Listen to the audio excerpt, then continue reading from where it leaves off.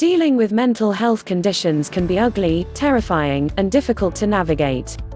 And when you're riding the roller coaster of mental illness, everyone has an opinion on what you should be doing. Just tell yourself you're happy. Change your diet. Give yoga a try. Some advice is more well-meaning than others. But when you're at a low point, unsolicited advice is the last thing you want. So, before we get into this article, please know that the advice herein is available to you if and when you want it. If you're not ready for it right now, you can always bookmark this page and come back to it later. And of course, this advice may not be appropriate for everyone or for all conditions. Mental illness can be difficult to navigate. One thing the research has shown is that exercise is an essential part of managing mental health. In this article, we'll talk about the relationship between training and mental health. Furthermore, we'll address some of the major challenges you may face. Exercise is good for the mind and body. Exercise is an integral part of keeping your body healthy. And you probably know that it's good for your mental health too. But you may not know how, and that can be helpful in your success. Here's an overview of what the research has to say about how exercise can help with a few of the most common conditions. Depression. There are multiple mechanisms by which exercise can help with depression. The primary being that exercise enhances neurogenesis, the creation and maintenance of neurons. Anxiety. Exercise helps to reduce norepinephrine that are involved in causing anxiety. Bipolar disorder. Exercise enhances release of BDNF, brain-derived neurotropic factor. Many things happen in the brain when you exercise, and it doesn't seem to matter what kind of exercise you do. The research does not suggest that one type of exercise is more beneficial than another. What that means is you have a lot of flexibility to choose activities that you find enjoyable. 3 specific benefits of mindful exercise. So, we know that exercise has all sorts of benefits that can be helpful battling a mental illness. But when you approach your training mindfully, the benefits are far-reaching. 1. Helps you get in tune with your body. Paying attention to what's going on in your body as you move can help you connect to your body on a deeper level. When you're going through a depressive episode, you can feel disconnected from your body. It's good to be in touch with your emotions when you're going through a tough episode. But it's important to give yourself a sense of grounding. Getting in tune with your body is a great way to do that. It can help you feel more secure and at ease. Moving mindfully means paying attention to how your body is feeling and responding to your movements. When you're paying such close attention to your physical senses, you'll become much more in tune with your body. 2. Allows you to connect emotions to physical movement.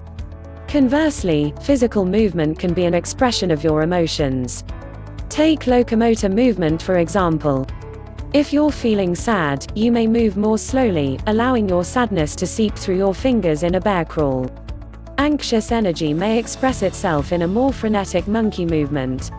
You can also use your movements to express the opposite of how you are feeling, e.g. moving with joy when you are sad. Those are just examples. The idea behind this is that moving mindfully can help you navigate your emotions. This can be very helpful for many people. 3. Brings added meaning to your self-care. When your self-care activities are tied to something that matters to you, you're far more likely to do them. Self-care means a lot of different things for different people. For a lot of people, self-care involves nutritious food, regular exercise, and spending time with friends. One part of mindful training is to bring awareness to your why, what's important to you, and why is exercise a part of that. Being mindful will bring a lot more meaning to your self-care than going through the motions. A realistic look at the challenges you may face. That all sounds great in theory, but if you're battling a mental health condition, it may not sound realistic. You may be dealing with physical and emotional problems that can stand in the way of your training. And that's okay. Exercise can be an important part of helping you manage mental illness. It's also okay to recognize that it's going to be harder at some times than at others. But the most important part is to get the help you need in those particularly difficult times. This graphic by Precision Nutrition shows the best way to approach exercise when you're feeling low. You might have days where you don't get past the first step, getting dressed, but hey, that's a win you can celebrate. What to do when things are really bad. First things first, if you are having thoughts of harming yourself or others, please see your doctor or call the National Suicide Prevention Hotline immediately. This is not a time to see if going for a jog or doing some bear crawls will help you feel better. Drop everything and get the help you need. If you're not feeling quite that bad, though, you still might be having a really tough day or week or month. Obviously, everyone's situation is going to be different. Here are some examples of what you can do. Reach out to loved ones. The power of surrounding yourself with supportive people is huge.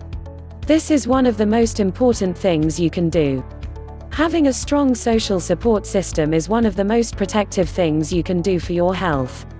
When you're going through a hard time, you may feel like you are being a burden on others by reaching out.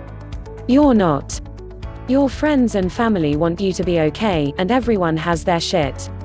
You might be surprised by how much common ground you find with the people you love when you open up to them. Get fresh air and a little movement. If you can, spending a few minutes outdoors can help to draw you out of a bad place. Try to pay attention to your surroundings, like the breeze across your face. These things can help you feel connected to nature, which is important when you're feeling disconnected in general.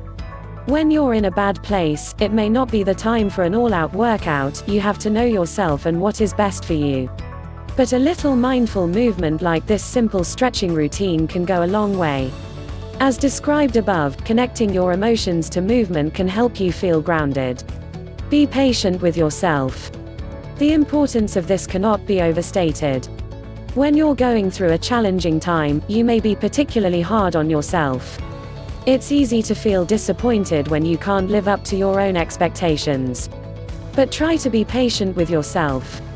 Allow yourself the time you need to work through this difficult time. People with mental illness often feel as if there is a cyclical aspect to these conditions. What goes up must come down, and vice versa. When you're feeling better, that's the time to push yourself. Make sure that mindful exercise is a staple in your self-care routine. When you're feeling worse, you can scale that back. And that's okay. Ask for help. There are good professionals who can help you navigate the ups and downs of mental health issues. It can take some time and effort to find the right person, but it's worth the effort to get the help you need. Even if you've been handling your condition on your own, you can benefit from professional help. Let movement help you take care of yourself. Mental illness is a complex beast that can take on many forms. There's no way to distill recommendations to simple steps that will work for everyone. But like with any aspect of life or training, the basics will take you a lot further than you might think. We know how beneficial exercise can be for mental health. Exercise, along with nutrition and social support, can help you stay healthy. And when you add mindful movement to that mix, the benefits are endless.